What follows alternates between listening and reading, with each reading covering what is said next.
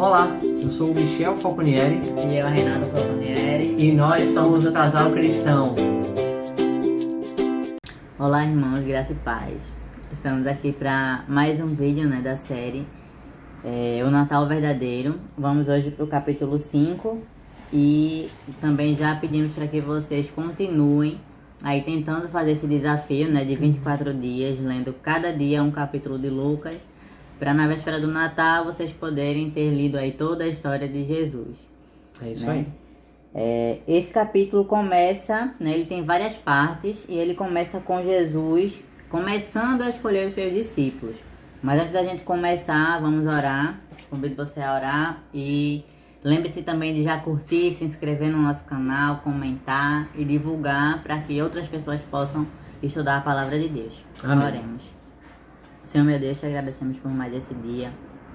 Te pedimos que esteja conosco. Que o Senhor olhe por cada pessoa que assistir esse vídeo, que possam edificar a vida delas. E que a gente possa cada dia aprender mais de Ti. Que a gente possa ter em mente que o Natal não é consumismo, não é Papai Noel, não é nada disso que as pessoas inventam em si. E sim a lembrança do sacrifício, do nascimento de Jesus, que é tão importante para a nossa vida e salvação. Amém. Em nome de Jesus. Amém.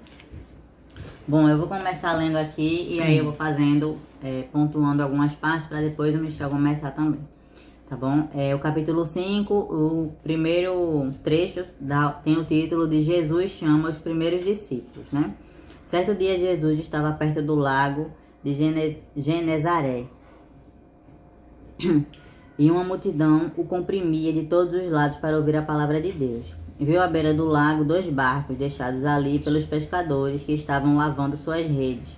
Entrou num dos barcos, o que pertencia a Simão, e pediram que o afastasse um pouco da praia. Então sentou-se e do barco ensinava o povo. Tendo acabado de falar, disse a Simão: vá para onde as águas são mais fundas, e a todos ele disse: lancem as redes para a pesca. Simão disse: mestre, esforçamo-nos a noite inteira e não pegamos nada. Mas porque és quem tu diz que é, vou lançar as redes. Quando fizeram, pegaram tal quantidade de peixes que as redes começaram a rasgar-se. Então fizeram sinais a seus companheiros no outro barco para que viessem ajudá-los. E eles vieram e encheram ambos os barcos ao ponto de começarem a afundar. Quando Simão Pedro viu isso, prostrou-se aos pés de Jesus e disse: afasta-te de mim, Senhor, porque sou um homem pecador. Pois ele e todos os seus companheiros estavam perplexos com a pesca que haviam feito, como também Tiago e João, os filhos de Zebedeu, sócios de Simão. E Jesus disse a Simão: não tenha medo, de agora em diante você será pescador de homens. E eles então afastaram os barcos da praia, deixaram tudo e o seguiram. Amém. Acabei lendo a parte toda porque ia ficar um pouco mais rápido, pra gente ser mais objetivo. O que eu queria pontuar nessa parte, nesse trecho do capítulo 5, é que eles estavam lá, estavam um pouco decepcionados com a pesca frustrada, que não tinham pego nada, e Jesus disse para eles fazerem tudo novamente. E aí é como a gente já falou aqui para vocês, que é questão de fé. Não é porque com um passe de mágica ali não tinha peixe e acabou tendo peixe, mas não, é questão de obediência. Jesus disse que ali eles haveriam de pescar uma grande quantidade e testou ali a fé de Pedro, de Simão Pedro. Então, ao jogar a rede novamente, eles pescaram tantos peixes que encheram 2 barcos a ponto de quase afundar. Amém. Então, o que essa passagem ela traz pra gente é pra gente não desistir e ter fé em Deus, Porque com Deus, nesse caso aqui com Jesus, ao lado deles, eles conseguiram pescar a ponto de sobrar, Foi além do que eles precisavam. Às vezes a gente tem uma necessidade e acha que Deus não pode suprir, ou acha que Deus não quer suprir, e não é assim, A gente sempre vai ter tudo que a gente necessita, e muitas vezes além do que a gente necessita, Então basta a gente ter fé e obedecer, E também aqui, quando Jesus diz, que vai fazer ele pescador de homens, já é também o começo das escolhas dos discípulos, que ele viu ali que falou a Pedro que ele seria pescador de homens, ou seja, que ele ia levar a palavra a outras pessoas. Né? Todos nós, cristãos, que queremos levar as boas novas de Deus a outras pessoas, também somos pescadores de homens, somos discípulos dele. Porque a nossa missão aqui é levar a palavra a outras pessoas. Né? Amém. E aqui também tem o finalzinho, diz assim, que Jesus disse, né? Não tenha medo, de agora em diante vocês serão pescadores de homens. E eles, então, largaram seus barcos na praia e deixaram tudo para seguir a Deus. Muitas vezes na nossa missão a gente tem que largar um pouco do eu, né? Para a gente seguir a Cristo. Nessa parte aí que eles deixaram os barcos, mostra muito bem isso. Às vezes a gente tem que deixar coisas para trás para seguir a Deus, né? Seja um hábito ruim, seja um vício que você tenha, seja um pecado que você tem cometido. A gente tem que deixar certas coisas para trás para poder seguir a Deus. E às vezes até pessoas, né? Às vezes pessoas também que nos fazem algum tipo de mal, ou pessoas que não fazem bem a nossa vida emocional, a nossa vida espiritual. Tem amigos que querem puxar você para o lado errado. Então esse tipo de pessoa também é bom a gente deixar para trás, porque não vai nos ajudar na caminhada cristã. Exatamente. Irmãos, o que eu acho mais maravilhoso nessa parte aí, nesse trecho que a minha esposa leu, é o seguinte. Se você leu aí os outros 3 evangelhos a respeito de Jesus, Mateus, Marcos e João, mesmo que você tenha lido até mesmo os 4, uma das pessoas que já estavam atrás de Jesus, atrás dos seus ensinamentos e tudo mais, estudando já com ele, era André, certo? E André já tinha falado para Simão que o Messias já tinha vindo. Provavelmente André estava lá no batismo de Jesus, viu todos aqueles acontecimentos. Então ele foi relatar para o irmão a respeito do batismo de Jesus e que o Messias já tinha vindo. Por isso Pedro, ele também não duvidou na hora que Jesus pediu a ele que jogasse a rede. Certo? Então eu queria também fazer esse tipo de pontuação. Após esse acontecimento, certo? Jesus estava entrando aí, caminhando para uma das cidades quando veio aí um leproso. Veio um leproso aí atrás de Jesus e pedir para ser curado, né? Nós sabemos que a fama de Jesus ela já estava correndo e esse leproso ele veio até Jesus para ser curado da sua lepra.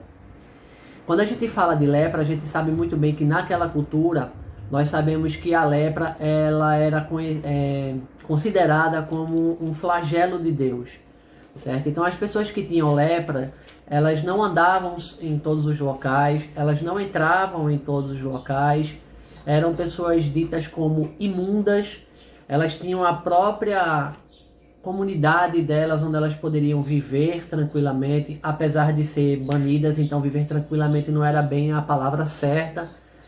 Então esse leproso ele ouviu falar de Jesus e foi até Jesus para ser curado. Jesus no ato da cura, ele toca no leproso, certo? Porque o leproso diz assim: Senhor, se quiseres, podes purificar-me. Isso é a parte B do verso 12. Então o verso 13. E ele, estendendo a mão, tocou-lhe, dizendo: quero, fica limpo. E no mesmo instante lhe desapareceu a lepra. O que eu acho mais interessante aqui é que Jesus tocou nesse homem leproso. Por quê? Porque o homem leproso, provavelmente, ele não precisava somente da cura da lepra. Por todo esse banimento social que ele tinha, por ser tratado mal pelas pessoas, certo? Rejeitado pelas pessoas por conta dessa doença, que era muitas vezes chamada de flagelo de Deus, eles eram, como eu até mesmo falei, eles eram banidos e não entravam em todos os lugares. Então aquele homem, ele precisava não só da cura física, mas também da cura emocional, da cura espiritual. Então Jesus forneceu isso para ele, tocando nele. Porque as pessoas que tocavam no leproso, elas eram consideradas imundas também. Eram proibidas de tocarem no leproso. E Jesus não tinha isso. Jesus foi lá, tocou no leproso para curar aquela lepra dele, né? Tocou e demonstrou para aquele leproso o amor que ele tinha, certo? Então o leproso ele não foi só curado fisicamente, mas também ele foi curado emocionalmente e espiritualmente, certo? Indo aqui a partir do verso 17, nós temos também uma passagem bem conhecida do livro de Lucas, assim como dos outros evangelhos, no evangelho de Mateus e de Marcos, a cura de um paralítico em Cafarnaum. Sabemos muito bem que Jesus estava ali numa casa, dando um dos seus belíssimos sermões. Não sei, toda a palavra de Deus era provavelmente santa, né? Provavelmente não, com certeza é santa. Então ele estava lá falando com as pessoas e a multidão, tinha tanta gente naquela casa, do lado de fora, que chegaram as pessoas trazendo um paralítico num leito, né, numa cama, para que ele fosse curado por Jesus. Eles não achando por onde entrar com um paralítico por aquela multidão, eles abriram o teto da casa e desceram aquele paralítico pela corda, né? Aquele leito pela corda. Então, o que é que acontece? Todo mundo ficou espantado com aquela situação e Jesus falou algo bem interessante. Então, eu vou ler para vocês aqui. Vendo-lhes a fé, verso 20, Jesus disse ao paralítico: Homem, estão perdoados os teus pecados. E os escribas e fariseus arrazoavam, dizendo: Quem é este que diz blasfêmias? Quem pode perdoar pecados senão Deus? Jesus, porém, conhecendo-lhes os pensamentos, disse-lhes: Que arrazoais em vosso coração? Qual é mais fácil dizer: Estão perdoados os teus pecados, ou levanta-te e anda? Mas para que saibais que o Filho do Homem tem sobre a terra autoridade para perdoar pecados, disse ao paralítico: Eu te ordeno, levanta-te, toma o teu leito e vai para casa. Imediatamente se levantou diante deles e, tomando o leito em que permanecia deitado, voltou para casa glorificando a Deus. Amém? O que eu acho interessante é que Jesus ficou abismado com a fé daqueles amigos do paralítico. Nesse momento eu trago você para lembrar das inúmeras vezes que nós falamos aqui a respeito da oração intercessória. O quão é importante.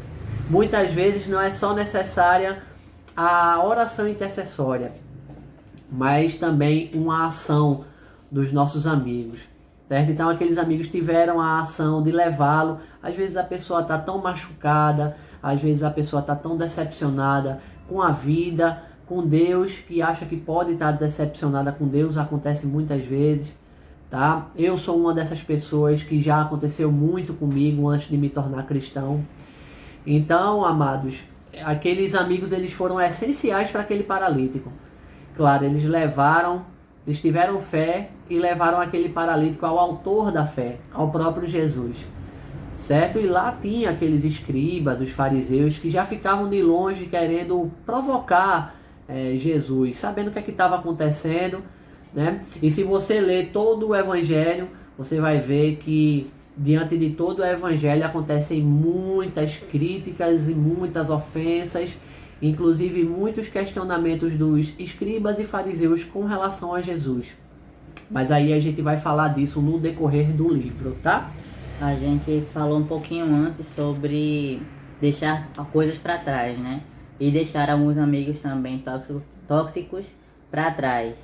Então aqui é um exemplo de que amigos você tem que ter, né? Tem que ser aqueles que levam você até Deus, mais próximos de Deus. Não os que te afastam, mas os que te levam para Deus, não os que te afastam. Tá bom? Nos versos seguintes, no verso 27 e 28, nós temos Jesus convocando Levi e Mateus, certo? Que era cobrador de impostos.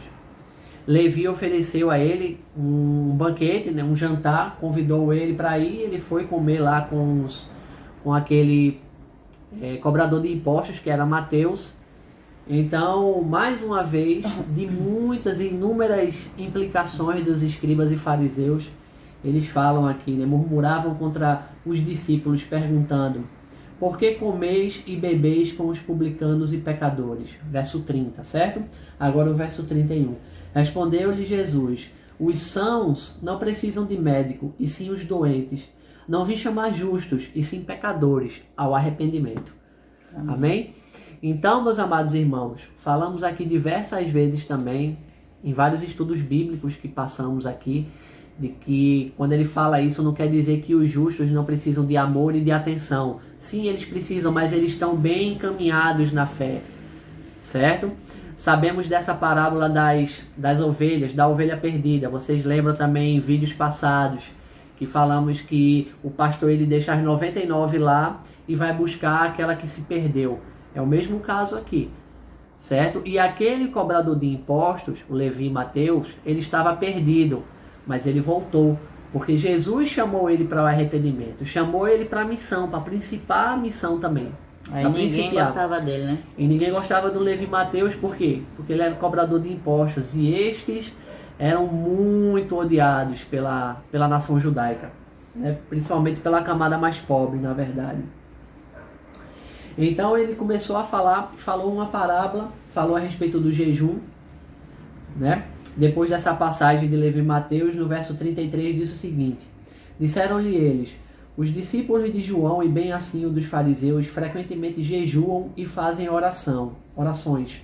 Os teus, entretanto, comem e bebem. Jesus, porém, lhes disse: podeis fazer jejuar os convidados para o casamento, enquanto está com eles o noivo? Então o verso 35 diz: dias virão, contudo, em que lhes será tirado o noivo. Naqueles dias, sim, jejuarão. Irmãos, o que é que eu posso falar desse verso? Como é que você pode jejuar ou fazer algum tipo de voto se tudo anda bem na sua vida? É por isso que os discípulos não faziam nenhum tipo de jejum. Eles estavam com o autor da vida do lado deles. Eles estavam com o verdadeiro mestre dos mestres, aprendendo sobre o reino de Deus, vendo aquelas palavras maravilhosas, as parábolas e tantos sermões e lições que Jesus falava, os milagres, as curas, todas as coisas que ele podia, como eles podiam se sentir tristes, desamparados, aborrecidos com qualquer coisa. Jesus estava do lado deles. Por isso que ele falou: pode eles fazer algum tipo de jejum se o noivo ainda está com eles? Mas depois que dias virão e que o noivo não estará com eles, então eles jejuarão. Certo? Então, esse versículo, certo? Até o 39, para finalizar o capítulo 5 de Lucas, fala bem essa questão aí do jejum. É de uma lição bem interessante, que é essa lição do jejum aí com relação a Jesus, estar com Jesus. E isso eu trago essa lição para a gente no dia de hoje. Sabe, irmãos, os tempos de bonança que aparecem na nossa vida, eles são justamente um preparo para as situações difíceis que vêm mais lá na frente, certo? Se a situação está ótima para você, glória a Deus por isso. Agradeça a Deus, seja sempre grato a Ele. Tenha um coração contrito, quebrantado, agradecido a Deus por todas as bênçãos que você recebeu. Mas esse período é para você se fortalecer. As coisas estão indo bem para quando chegar uma época em que você passar pelo deserto, passar pela tribulação, você tem que ter aquela mesma fé, aquele mesmo amor por Deus, aquele mesmo amor por Deus nos tempos da bonança.